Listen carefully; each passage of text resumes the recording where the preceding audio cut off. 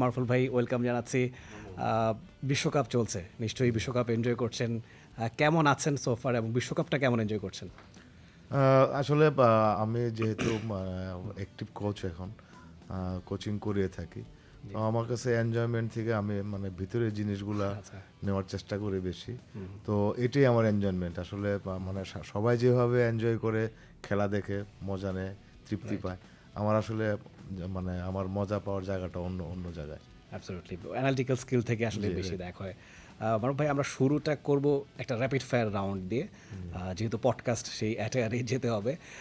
Rapid fire রাউন্ডে আপনাকে আমি কিছু প্রশ্ন করব, একদম এক দুই শব্দের মধ্যে উত্তরটা দিতে হবে। যেহেতু আপনি বলছিলেন অ্যানালিটিক্যাল অ্যাসপেক্ট থেকে খেলাটা দেখেন, এই জায়গায় আমরা একটু অ্যানালিটিক্যালটা অ্যাসপেক্টটা একটু বাইরে রাখবো আর কি।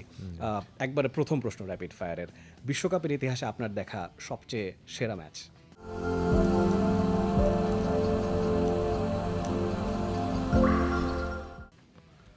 আমার দেখা সেরা ম্যাচ সেটা হলো 1982 আচ্ছা, আচ্ছা। ফ্রান্স এবং ব্রাজিলের ও, খেলা। Interesting choice. বিশ্বকাপের ইতিহাসে আপনার দেখা সবচেয়ে সেরা ফুটবলার? আমার দেখা অবশ্যই Maradona. Maradona, Diego Maradona, definitely. কোনটা বেশি কঠিন, মানে ন্যাশনাল টিমের হয়ে কোচিং নাকি ক্লাব ফুটবলের কোচিং? আহ, আমার কাছে মনে হচ্ছে আমি যেটা ফিল করছি সেটা হলো ন্যাশনাল টিমে কঠিন। ন্যাশনাল টিমেরটা বেশি কঠিন। Right. এবারের বিশ্বকাপে আপনার মতে কোন দলটাকে বেশ সারপ্রাইজিং মনে হয়? কারা হতে পারে আসলে ডার্ক হর্স এবারের বিশ্বকাপে? আসলে ডার্ক হর্স থেকে আমার কাছে মনে হচ্ছে যে যারা ফেভারিট তাদেরকেই ভালো লাগছে, ফেভারিটরাই ভালো করবে। ভালো করছে।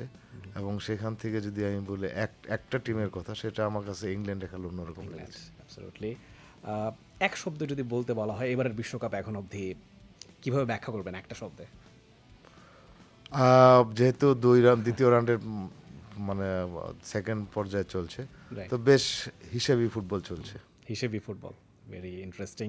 আমি যে কতগুলো প্লেয়ারের নাম বলবো, যদি আপনি তাদের নামের পাশে একটা করে বিশেষণ যদি বসান। Kylian Mbappe. Speedster. Speedster, absolutely. Erling Haaland. Erling Haaland, power and strength. Power and strength. Neymar junior. Neymar junior, tricky. Tricky, very true. Luka Modric. Midfield general. Cristiano Ronaldo. Fox in the box. Fox in the box. Last but not the least, Lionel Messi.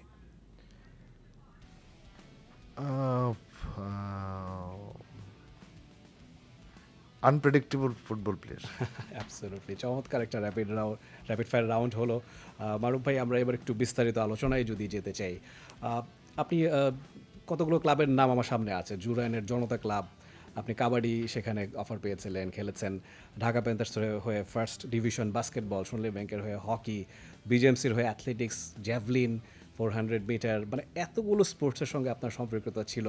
অনেক জায়গা থেকে offer পেয়েছেন, প্রত্যেকটা স্পোর্টসে আপনি পারদর্শী ছিলেন, যে কোনো জায়গায় আপনার ক্যারিয়ার হতে পারতো। Why did you choose football, মানে অ্যাপার্ট ফ্রম এভরিথিং? আর ছোটবেলা থেকে যেহেতু আমি ময়মনসিংহ জেলা স্কুলে পড়াশোনা করতাম, আমার বাসা ছিল স্কুলের পাশেই। তো সেই স্কুলে প্রায় এই সবগুলো খেলার একটা চর্চা ছিল। রাইট। মানে সিজনাল, তখন তো খেলাধুলা সিজনাল হতো। সেই এগুলো পারতাম, এবং সব থেকে বেশি পারতাম আসলে ভালো ক্রিকেটটাই। আচ্ছা। তো কিন্তু আমার মানে ভালোবাসা বা প্যাশন যাই বলেন না কেন, ফুটবলে, আসলে ফুটবলটা দিয়ে আমি ছোটবেলা থেকে বেশি আনন্দ পেতাম। ময়মনসিংহ মোহামেডান, এই ক্লাবটার কথা আমরা জানি যে ঢাকা ওয়ারি ক্লাব সবচেয়ে পুরনো।